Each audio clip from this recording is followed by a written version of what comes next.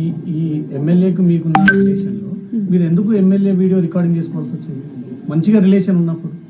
మంచిగా లేదండి రిలేషన్. అతను ఒకనొక టైంలో 1 year తర్వాత నాకు తెలిసిన విషయం ఏంటంటే అతను నాతో మాత్రమే కాదు ఇంకొక 6 మంది అమ్మాయిలతో మాట్లాడుతున్నాడు. దానికి ఆ 6 మంది అమ్మాయిల్ని కలవడం, కలిసే ప్రాసెస్లో అతను చాలా ప్లేసెస్కి వెళ్ళాడు. అవన్నీ నాకు తెలియడం జరిగింది. అప్పుడే చెప్పాను ఎమ్మెల్యే గారికి, ఇది ఇలాగే వదిలేద్దామండి, మీరు కామ్ అయిపోండి, నేను కామ్ అయిపోతాను, ఇట్స్ నైట్ మేర్ లాగా వదిలేద్దాం అనేసి నేను చెప్పాను. కానీ అతను ఒప్పుకోలేదు. అతని ఎఫర్ట్స్ అతను పెట్టడం జరిగింది. సో నా సేఫ్ సైడ్కి ఇఫ్ పెళ్ళి అన్నాడు, పెళ్లి చేసుకుంటే వెల్ అండ్ గుడ్ అనుకున్నాను. సో నా సేఫ్ సైడ్కి నేను రేపు మోసం జరిగినా సరే, ఏది జరిగినా సరే నాకు చెప్పుకోవడానికి ఉండాలి కాబట్టి నేను రికార్డ్ చేసుకున్నాను.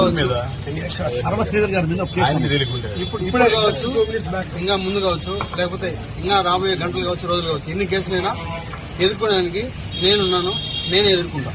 వాళ్ళు 100 కేసులు పెట్టినా కూడా నేను వాళ్ళకి క్లారిటీగా విత్ పిన్ టు పిన్ ఇప్పుడు ఏదైతే కమిటీకి ఇచ్చానో అదే విధంగా నేను మళ్ళా కోర్టుకు కావచ్చు, లేకపోతే ఇంకేదైనా కమిటీకి కావచ్చు, చట్టపరంగానే నిర్ణయాలు తీసుకోవాలని చెప్పి నేను ఈరోజు మీడియా మిత్రులందరికీ తెలియజేస్తాను.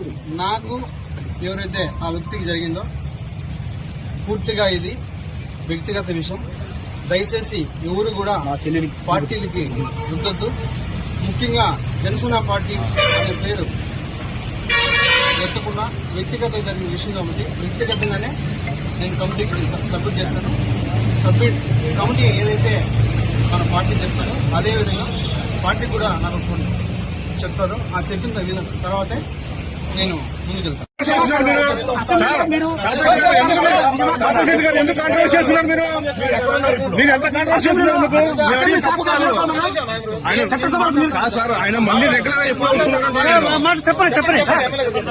చెప్పండి.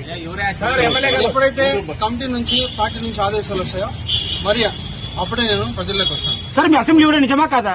అసెంబ్లీ వీడియో మీరు నిజమా కాదని మీరు చూశారు. దానికి కూడా నేను కమిటీకి క్లారిటీ ఇచ్చాను, ప్రూఫ్స్ కూడా సబ్మిట్ చేశాను.